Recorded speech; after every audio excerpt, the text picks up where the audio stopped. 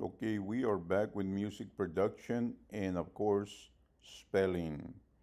I'm probably gonna cut short mine uh, on my side and give it a little more time to music productions to see what was the big deal of doing 700 subscribers that Mr. Stevens came up with, which I know is a big deal. All right.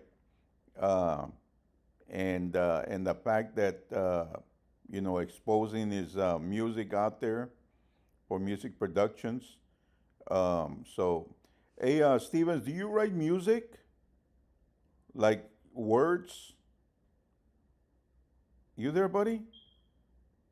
Let me see. Are you there, Stevens? Maybe you're not there. You there, Stevens?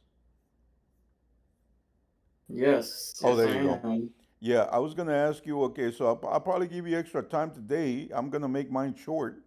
But because I want you to go ahead and tell the viewers here about your 700 subscription festivities. And what I was asking you right now was, do you write music? Do you like write words and stuff like that? Occasionally. Okay. How much do you put attention to your spelling? Well, if I'm writing, all the time. Okay. So it's not like, okay, you know what's in your thoughts, right? You know you're writing a song and you really don't care if it's spelled correctly because you can always go back and just check it out. And I'm thinking that that's the way a lot of people write music. They're really not concerned about how it's written because later on they can probably, nowadays, you can just copy and paste it and tell somebody to fix it. Uh, and I think that's the way, people used to do it in the old days also. They just want to make sure that the thought of what they were going to say, it's there. Now, whether it's misspelled or not, you know what you're trying to do as a writer. Am I correct on that, or what's your opinion on that? So yeah, I can see that. Um, you're writing on the idea. You're writing on the idea, and then later you come back to fix it. Is that what you're? Exactly, and that's exactly what I'm saying because that's becoming easier with the technology that we have. Um, I mean, it's kind of like now you can go and just say, I want to ChatGPT write me a song about solitude, about loneliness, make it three verse, come out with a catchy, come out with, you know what? Let's do that since it's my section. Let Oh me yeah, go you and say, can. and of course you do all that, and how much does a person? And here's my point. Like for example, students, I'm gonna go to ChatGPT and I'm intentionally gonna go and misspell words, and guess what AI does? It picks up your misspelled words and does it. So my point is, okay, so the state of Texas, one of the main courses that you need to have is spelling. And I strongly believe that we still need to know how to spell. But it's kind of like a lot of people are saying, why should I why should I know that if I know that it's going to be fixed? For example, right here. Uh, please write me a song. Please write me a song that has a catchy chorus, four line chorus, and three verses. Make sure the words rhyme. Okay.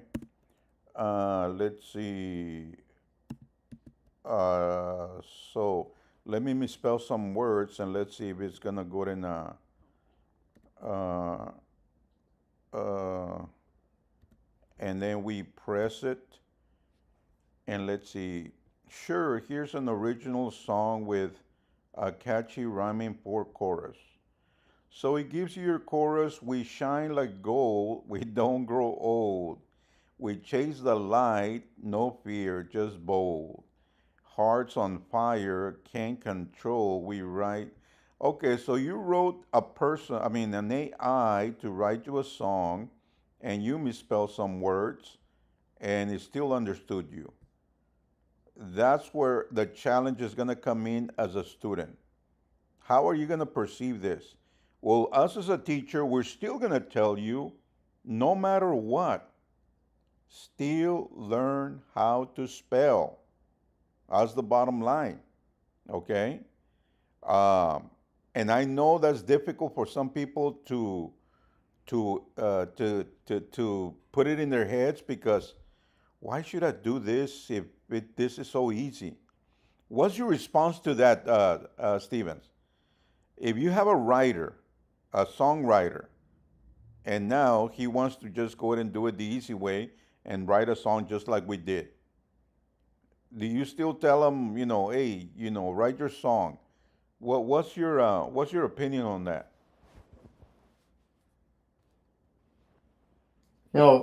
First off, I actually want to say that I I just want to say first off that I strongly advise like not using Chat GPT whenever like you're writing songs. And I mean like the best way I can put this is that AI can be a help, but you shouldn't let AI do the whole thing. You still need to learn how like words transition together, learn how to spell and things like that.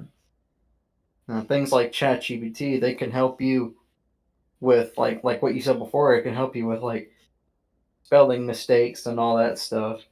But I think the human. I believe that the human is still necessary in things like this. I think. See, the way I'm thinking about it, when you write music, it kind of feels personal. It's kind of like, in a way, it's kind of like your child. You Mm-hmm. spend a lot of time developing on it, working on it, and that's like it means something to you. Having something fully done with AI, it doesn't really mean anything. It just, especially because now, like AI, obviously is not human. It can write things that maybe humans wouldn't think of sometimes. But like that, the way I'm trying to say it is that it's not really there's not really a personal connection. It's just kind of it just spits out words, and sometimes it's really good. I've used AI sometimes to like give me ideas, but I never used it in like to write a full on song. Mm-hmm. That's probably the best way of putting it. And I think students listen very carefully. I think me and Mr. Stevens definitely agree on this. Okay. The reason that I just came up, okay, look, we know that you can make a song, and we know that because basically what ChatGPT does, it grabs from everybody and then puts it in and gives us whatever the artificial intelligence came to. But you still need to know how to spell. You write it yourself, and then once you write it yourself, you just say, "Hey, fix it for grammar." Okay, but it's like Steven said, you created that. The only problem is somebody help you is like an English teacher. They don't write your paper, but they tell you, okay, you misspelled that. You had a run-on sentence over here. You should have used a verb over here, a noun over here. I don't know. Um, but we encourage you. Don't get to the point where you're just gonna go ahead and grab others. When it comes to creativity, when it comes to more of a business type, man, ChatGPT is gonna go ahead and help you. Create your resume, create your stuff. That's big help. But when we're talking about creativity. Do it the old-fashioned way. I mean, that comes from the feelings of the heart, that comes from the mind, and and I totally agree with Stevens. Once you It's like you just gave birth to a creation. But when you just give it to an AI, what did you do? You just gave it to somebody, and you shouldn't even get credit for it. Your first words to be should be, "Hey, I just had an AI do this for me. You didn't do it, okay?" And but it's still great, man. Just do, and that has to do with the course that we're talking about right now, spelling, okay? Yeah, you write your thoughts down, you type them up, and whatever your song is, write it, and then at the end, just go ahead and get it corrected. But don't tell them, okay, make it better, because you're just messing that up already. You're messing up your creation because your creation had one direction, and when you told AI to do it, he actually changed it a little bit, which it wasn't even in your thoughts. Unless you're doing what Steven says, if you want just brainstorming, then you can work with that. Okay? But that's but that was the main thing right there. So you're gonna go ahead and take a little break, write stuff, just write it on your own, and that's gonna help you with your spelling words. Okay? I'm wondering if the state of Texas, I wonder if the anybody's doing anything about about the new technology that, okay, so we don't have to go ahead and teach anymore this because it's just so easy doing it this way. That's something that we need to look into. That probably during the summer, I'm gonna have to look into that. Is anybody doing anything? Any educational systems like but that's my point. Aquí lo que estamos hablando es esto. Miren, ahorita le dije a ChatGPT esto. Escríbeme una canción que tenga cuatro líneas del coro y tres versos, ¿ok? Y que riman. Y luego me escribió una canción aquí. Now, el punto es de que uno puede escribir las palabras correctas, pero si no sabe, como quiera lo puede hacer haciendo una canción y teniendo las palabras incorrectas, porque usted sabe lo que quiere decir eso. Lo que estamos recomendando, yo y Mr. Stevens, que sigan haciéndolo del modo viejo, porque si lo hace del modo nuevo, en realidad usted no es el dueño de la creación. El dueño de la creación viene a ser alguien más, que viene siendo la inteligencia artificial. ¿Ok? So, aunque usted se mire que es fácil, como quiera, hágalo de la manera que lo hacía antes. ¿Ok? So, do it like you used to do it the old way. And that way, that's going to go ahead and be more, like Steven says, more personal. You feel more satisfied because, wow, I created this. Okay?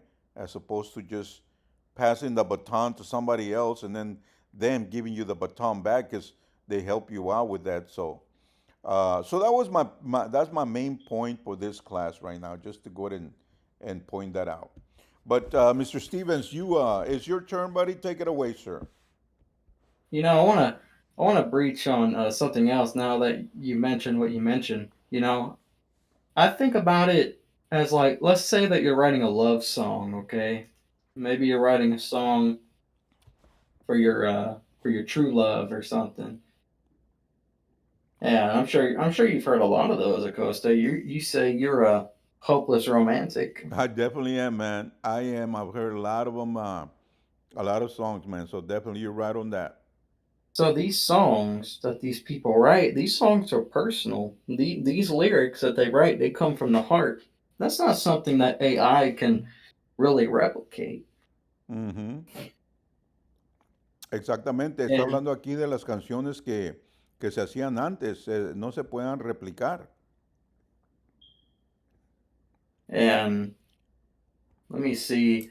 I want to try something out really quick because the way that you the spelling mistakes that you did when you told the chat gpt what you told it, I thought you were gonna like write some lyrics and make some like mistakes. Ajá.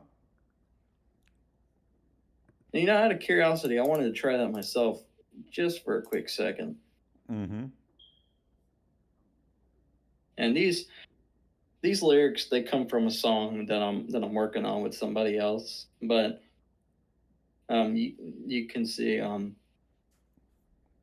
they say you tore my heart out, you wore it on your sleeve just like a badge of honor, you filled me with doubt, you swore that I was lucky just to know your name.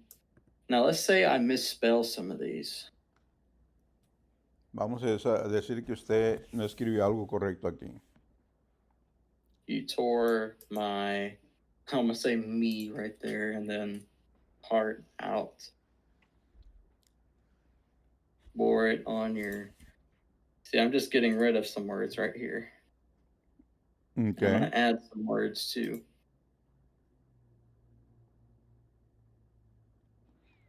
So, lo que está haciendo aquí está quitando unas palabras y agregando otras a ver cómo va a reaccionar la inteligencia artificial.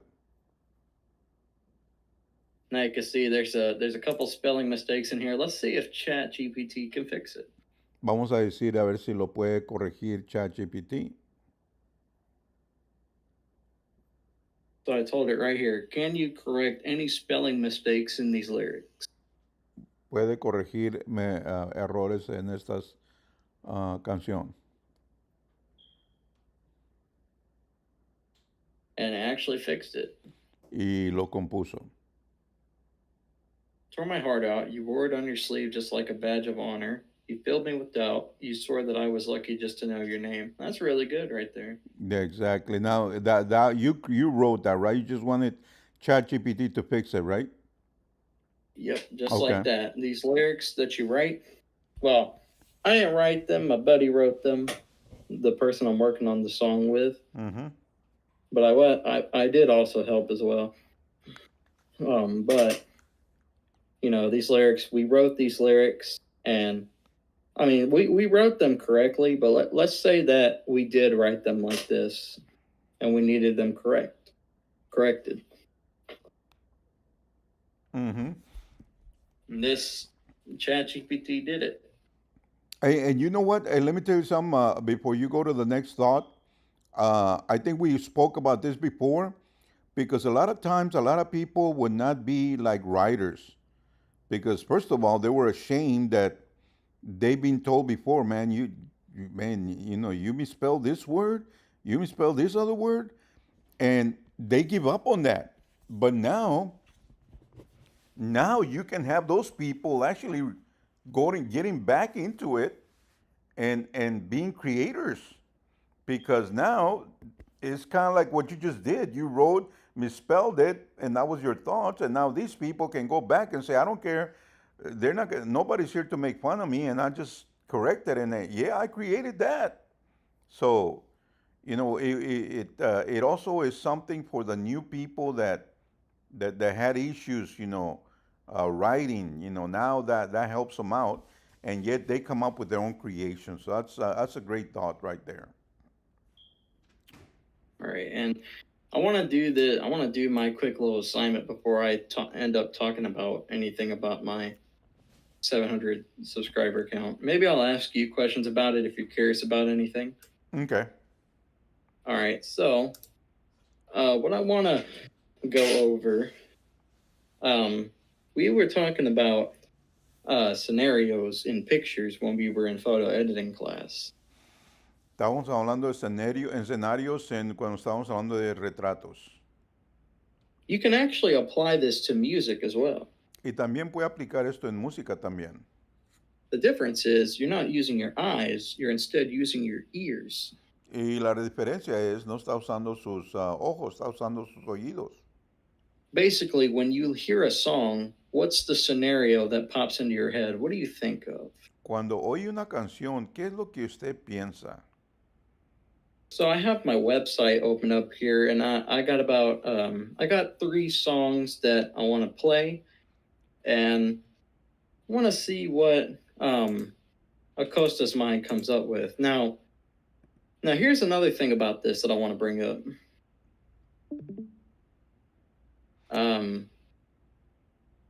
Hold on, give me 1 second. I'll stream in a second. What I brought up here was something called different scenarios from the producer versus the listener.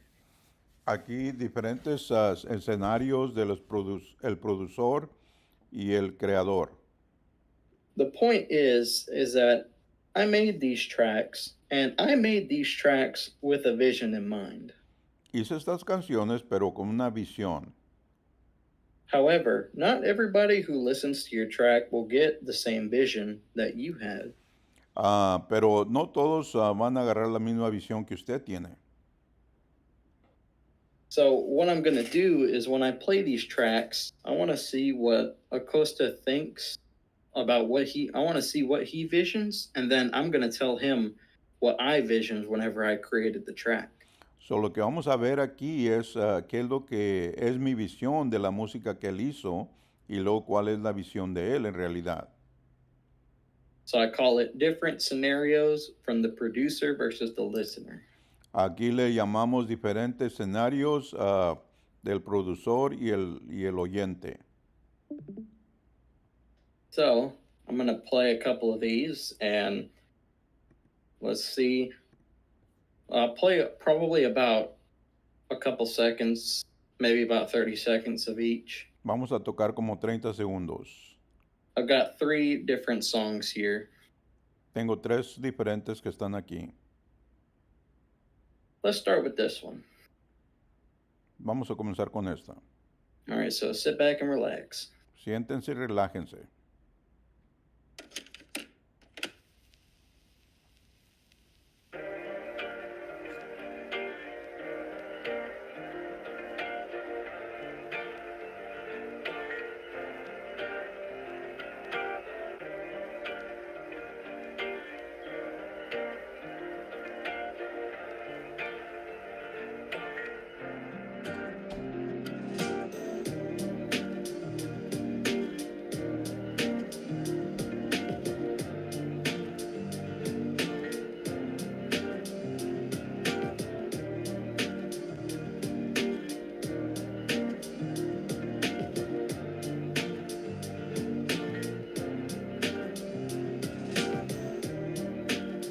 We'll play about that much.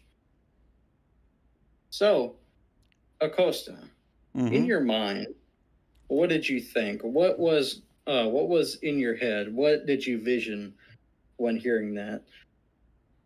Oh, okay, okay. This is, and you just recently put these songs up? Yeah, I probably put these up about a week ago. Man, I should have been keeping up with that. No, this is what I envision, man. Okay, I envision myself when I'm walking through downtown Houston evangelizing, but not really doing the work of evangelism. Just walking through. I really love downtown.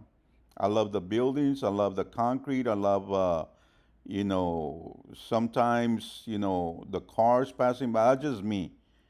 And I envision myself walking, and if I were to be filmed, my footsteps walking, my, me with my backpack and working towards a vision. I mean, working towards a goal, and that's me right there. That's my vision. Now, I don't know, I haven't heard the whole song, but I just heard a recent song from Mr. Carlos Santana, and I thought that you were gonna go and throw like a little bit of guitar, like he's gonna complement it there, but he never came. But that's okay because it's not about that. It's about just the chill feeling of somebody just walking. To me, that's my vision. Now let's go and see what your vision is. Well, there you go. You see that? That's a really nice scenario that you came up with right there. Now, when I made this track, this song is actually the title is Nighttime Car Ride, and I came up with that because when I made this track, in my mind, I was thinking maybe this is like the type of song that you put on. Maybe it's like how do I put this? One of those older cars where you stick cassettes Oh in the yeah, yeah, radio. yeah. Uh-huh. And I thought of that, and it was maybe it's like the old days. You're driving down the road at night, and you're by yourself. Maybe you had a tough day and you need to relax. Right. and I think of it maybe like it's kind of like retro, you know. Uh huh. That's when I thought when I added these sounds in the beginning. Right, right. That's a good You point. know, I thought that was really nice. So my vision was that you're driving in a car at night. Maybe you had a really tough day, and you just want to put some music on to relax to while you're driving. Oh yeah, man, I love it. You know, and here's another thing for the student. Um, if you probably wouldn't have said the title of the song, um, if you would have told me the title of the song, I would have changed my perspective to yeah, the nightlife and driving in your car and all that. You mentioned that it was a night one. Now it takes me back to I had a lowrider, and I used to cruise in my lowrider. That was perfect. And now that you mentioned that it's a nice car ride, it's just like another cruising day that you go and if you're filming it, you got different camera angles on your wheel turning on your car rolling and you looking at the rearview mirror, you're looking at the side mirror and just enjoying the ride. So that's perfect, man. I love it. I think I'm gonna go ahead and do a couple of videos about that, man. I'm gonna use your songs for that. I really like it. But go ahead and Yeah, go carry for on it. with your thing, buddy. Now, I should say the name of a song doesn't fully define. Sometimes it doesn't fully define a track. Sometimes names can be just placeholders. Like, for example, some of these they just have random names like Pop, Flip, Coolio. Some of these are just random. So you shouldn't fully define a song by its name, by its title, but by the contents within. I think the contents within this song and the way that you described your scenario, I really like that scenario because it feels really personal. Which one? The one with in the daytime The or the nighttime? the one that you were talking about when you walked down in Houston, Oh yeah, yeah. Okay, that's the one the daytime. Yeah, because actually both that of one's them, really nice. both the other one would have worked perfect because it just reminded me nostalgia about back in the day, and then you got the night one. So yeah, I can go with both of them right there. But you know what? I'm glad that you're bringing that up, and I don't know if you did it intentionally or not. You know how you mentioned you call this one's Pop and whatever other names? You know, I always wonder about that. I said, why does he call him like that? I don't. He doesn't even have a meaning to it. But I never really brought it up. But I'm glad that you did that because that allows the listener not to get hung up on the name, like what you're just basically saying, as opposed to you making your own vision on it. So that's perfect, man. I'm glad that you just, like a placeholder. All right. And but not a lot of people think about that. A lot of people say, oh, that's the name of that song. I'm going to use it for the night thing. And, it could work on that situation, but maybe not for the other ones. So did you do it intentionally when you named these songs? Like what for the pop? Was there a meaning to it, or was it just like you just mentioned a placeholder?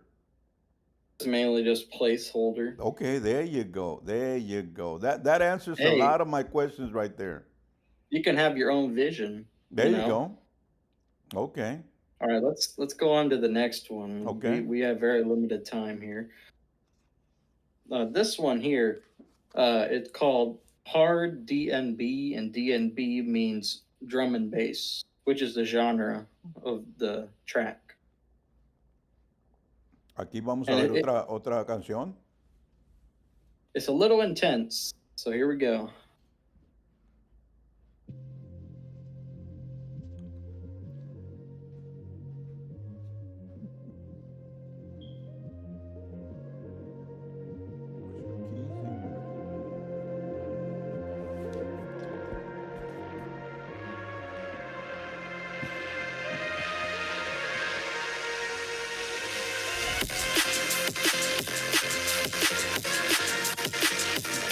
Fíjate.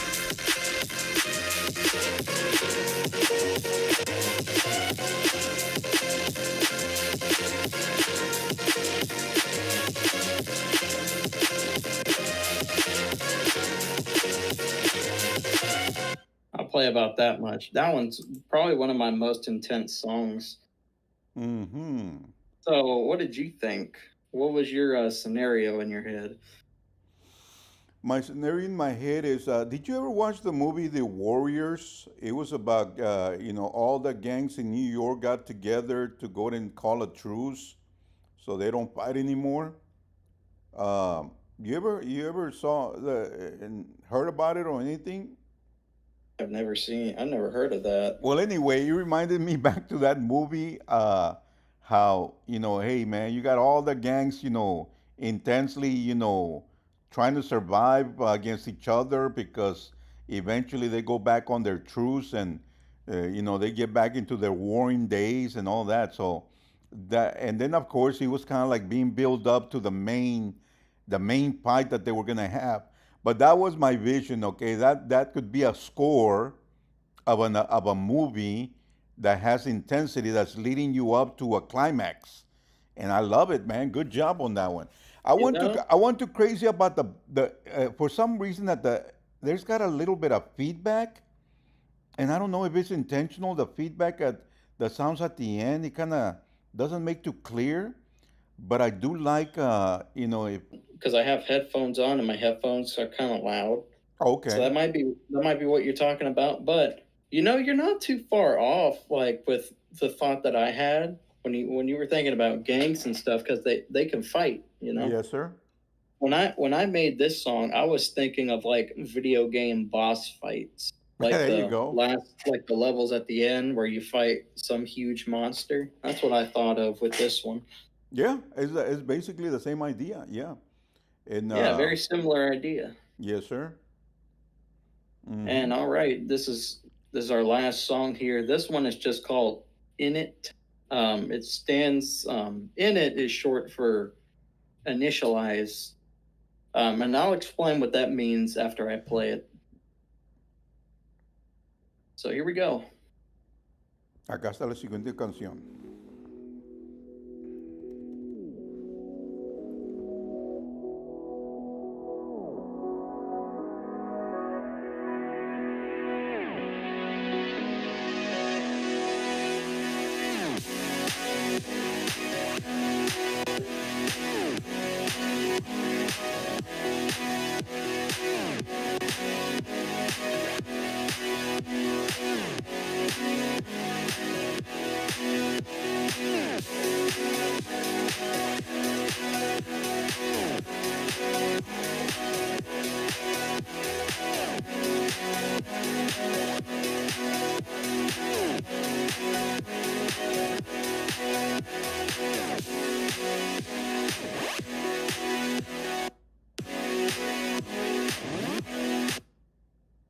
I'll stop it right there. I'll mention that that's actually my favorite one.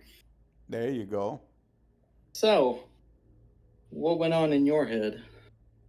Um, what I liked about this song, what happened to me was I was envisioning a trampoline outside in the sun, and a couple of a guy and a girl enjoying their boyfriend and girlfriend time, maybe even having a water hose, hosing each other with the water, playing around, like a nice chill, enjoying the day in a summer day.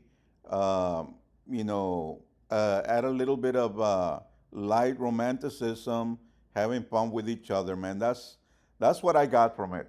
What do you That think? is that is really interesting. So, ladies and gentlemen, you can see how the mind of the listener can be different from the mind of the producer. So when I was making this song, my thought was I was thinking about 2010s music, like really early 2010s, like Avicii and Mm-hmm. people like that. Um, I was thinking of that kind of music, maybe like old chain smokers, the chain smokers. Mm-hmm. On people like that who made this type of music back in the day, early 2010s. That's what I was thinking of when I made this. Maybe like they're in a festival.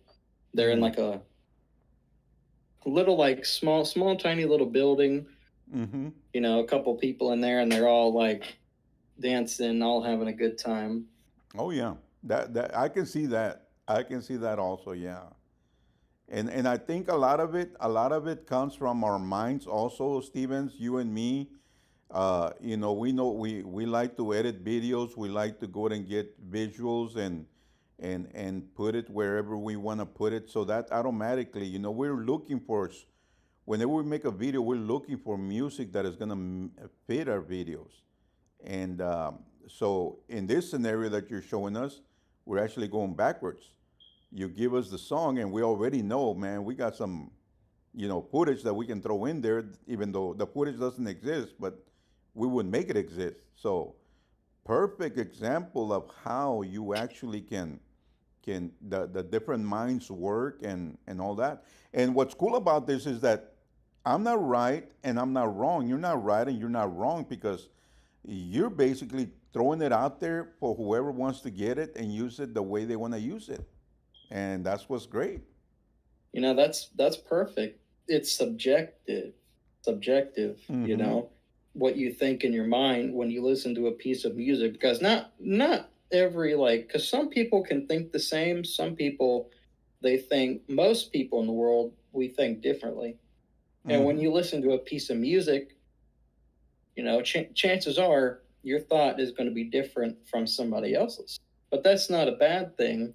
That's just your mind going where it wants to go, being, you know, creative. That's That's how I correct, put man. it. Yeah. Oh, Okay. and initialize. This is actually something that you can hear in music a lot.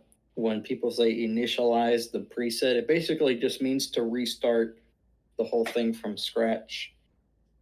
Okay. Never heard of that.